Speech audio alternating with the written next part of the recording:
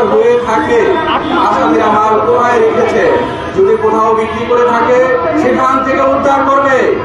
যদি এই মাল রূপান্তরিত করে থাকে, হ্যাঁ, সেটাও উদ্ধার করবে।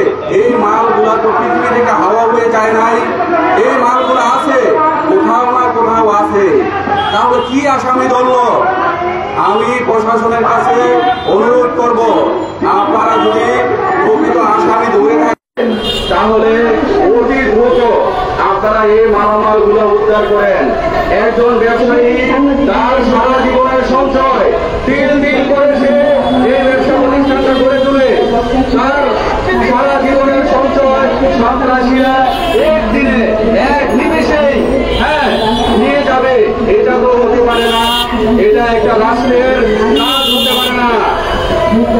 রাষ্ট্রের দায়িত্ব হচ্ছে ব্যবসায়ীদেরকে, তার নাগরিকদেরকে নিরাপত্তা দিবে। আমরা কোথায় নিরাপদ? আমরা এই জুলাই আন্দোলনে আমরা সক্রিয়ভাবে আমরা আন্দোলন করেছি। আমার ভাই তার একজন সদস্য, আমি নিজে একজন সদস্য এই জুলাই আন্দোলনের। আমরা আন্দোলন করে কি পেলাম? আমরা দেখলাম আমার ভাইয়ের চিকিৎসা হচ্ছে না, তার টাকার অভাবে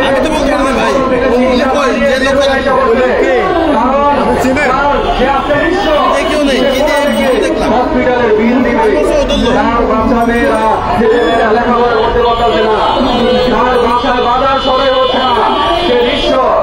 আজকে সরকারের দায়িত্ব কি? আমার ভাইকে আমি সাংবাদিক ভাইদের মাধ্যমে বলবো, মালামাল উদ্ধার করা কোন ব্যাপার না। যেহেতু আসামি গ্রেফতার হয়েছে, আসামিরা যেহেতু আসামি গ্রেফতার হয়েছে, মালামাল তাদের কাছেই আসে। অতি দ্রুত আমার ভাইয়ের মালামালগুলো তাকে বুঝাই দেওয়া হোক, তাকে স্বাভাবিক জীবন যাপন করার গ্যারান্টি দেওয়া হোক। আমি সাংবাদিক ভাইদেরকে বলতেছি, আমার ভাইয়ের সাথে যে ঘটনা হয়েছে 2018 সালে সেম ঘটনা আমার সাথে হয়েছে।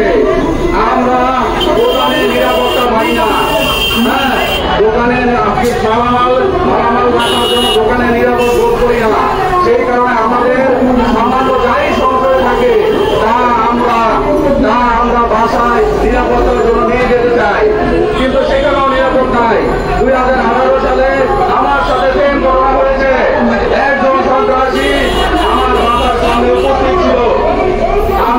আমি আমার দোকান বন্ধ করে মালামাল নিয়ে যখন বাসায় যেতে যাই, বাসায় যাওয়ার পরে সেই সন্ত্রাসী আমার বাসার গেটের সামনে আমাকে আক্রমণ করে আমার সমস্ত মালামাল নিয়ে গেছে। আমি আজ পর্যন্ত এর কোনো বিচার পাই নাই। সেই সন্ত্রাসীকে একজন কর্মচারী ধরতে গেছে, সেই সন্ত্রাসী তাকে আক্রমণ করেছে, তাকে ফোর্স দিয়েছে, সেই ছেলেটা মারা গেছে। আজও পর্যন্ত সেই আসামিরা ধরা পড়ে নাই। সেই আসামিটাকে বীরগঞ্জ থেকে এসেছে নাকি সেই বাংলাদেশের নাগরিক? তাহলে আমরা কিভাবে ব্যবসা বাণিজ্য করবো? আমি বলবো যে আমাদের সরকারকে বলবো আমাদেরকে নিরাপত্তা দিই। আমি আরেকটু কথা সাংবাদিক ভাইদেরকে বলতে চাই, দেখুন আমরা ব্যবসায়ীরা সৎভাবে ব্যবসা করতে চাই, কিন্তু আমরা আতঙ্কে থাকি। আমাদের কাছে একটু স্বর্ণ বিক্রি করতে আসলে আমরা আতঙ্কে থাকি, যে মালটাকে আমরা কিনবো না কিনে আবার কোন বিপদে পড়ি। দেখা গেছে আমরা একটু মাল কিনলাম, কিছুক্ষণ পরে 1 সপ্তাহ 2 সপ্তাহ 15 দিন পরে লোক গিয়ে আমাদেরকে হয়রানি করে বলে যে তুমি চুরি মাল কিনছো। আরে ভাই, চোর কি গায়ে লেখা থাকে? দেশে চোর যদি গায়ে লেখা থাকতো তাহলে তো আমরা কিনতাম না। আমরা ন্যায্য দামে স্বর্ণ ক্রয় করার পরেও আমাদেরকে হয়রানি করা হয়, গ্রেফতার করা হয়, আমাদেরকে জেলে পড়া হয়। আজ আমার ভাই 160 কোটি মাল নিয়ে গেল, কোথায় সেই মাল? প্রশাসন এখন কি করে? তাদের কাজটা কি? তারা এই মাল উদ্ধার করতে ব্যস্ত হয়। ঠিক আছে, আমি স্বরাষ্ট্র উপদেষ্টাকে বলবো যে আমরা আরো কঠোর আন্দোলনে যাব। আমি আর আমার বক্তব্য দীর্ঘায়িত করবো না।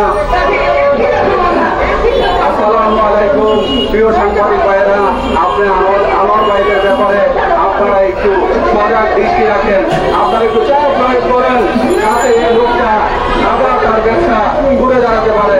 আসসালামু আলাইকুম। মহানমা সাংবাদিক ভাইরা এখন রামপুরা জনশ্রীর প্রতিনিধি আমাদের মনির ভাই সংক্ষেপে আপনাদের সামনে কিছু মনির ভাই। আসসালামু আলাইকুম ওয়া রাহমাতুল্লাহ। আপনারা অবশ্যই জানেন 23শে ফেব্রুয়ারির